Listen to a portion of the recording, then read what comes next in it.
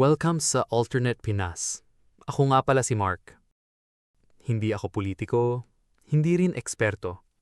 Isa lang akong tagapagmasid sa isang Pilipinas na pwede sanang mangyari, pero hindi ang Pilipinas na nakasanayan natin.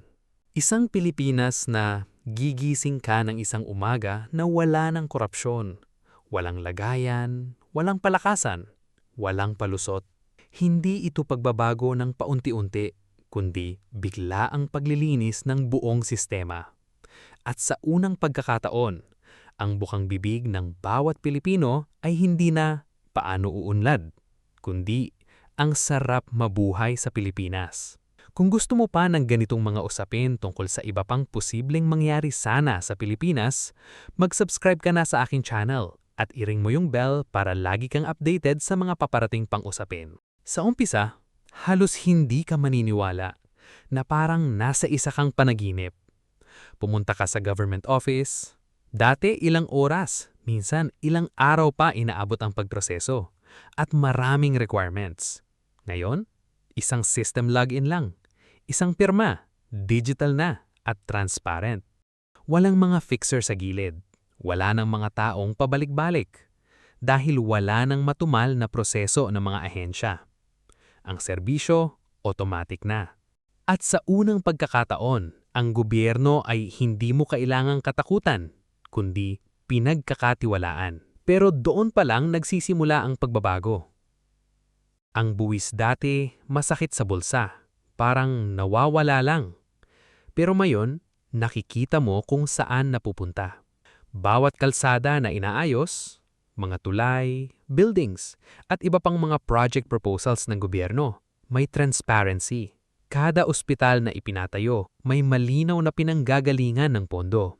Wala ng ghost projects. Wala ng overpriced na mga bilihin. Dahil bawat piso, may panananggutan.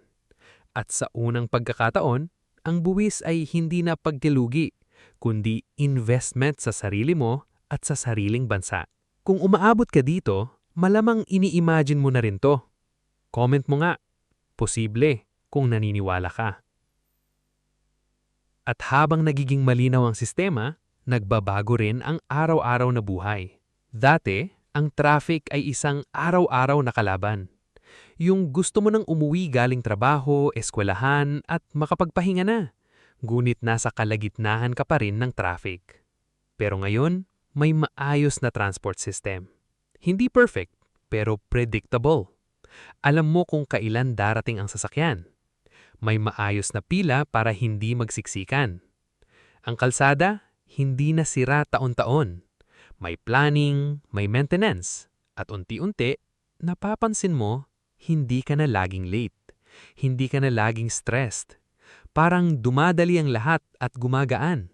Pero ang tunay na pagbabago, makikita mo sa susunod na henerasyon. Sa mga eskwelahan, hindi na siksikan. May sapat na kagamitan. Ang mga guro, may suporta. Ang mga estudyante, hindi na nag-aaral para lang pumasa, kundi para umangat. At lahat ng estudyante ay sabik na pumasok. May access sa technology, may direksyon. At unti-unti, nabubuo ang isang henerasyon na handang magdala ng mas maayos na Pilipinas. Pero kahit gaano kaayos ang edukasyon, wala itong saysay kung walang maayos na kalusugan. Sa ospital, wala nang pila na parang laban. May sapat na doktor, may gamot, may sistema. Emergency, automatic. Check-up, maayos. At ang pinakaiba, hindi ka na natatakot magkasakit dahil alam mong may sasalo sa'yo.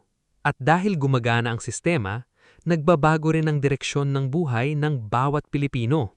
Dati, pangarap ng marami ang umalis, pero ngayon, bumabalik sila.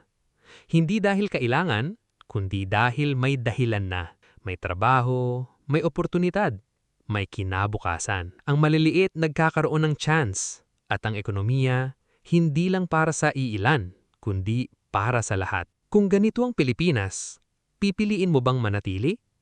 Comment mo nga sa baba. Mananatili ako sa Pinas.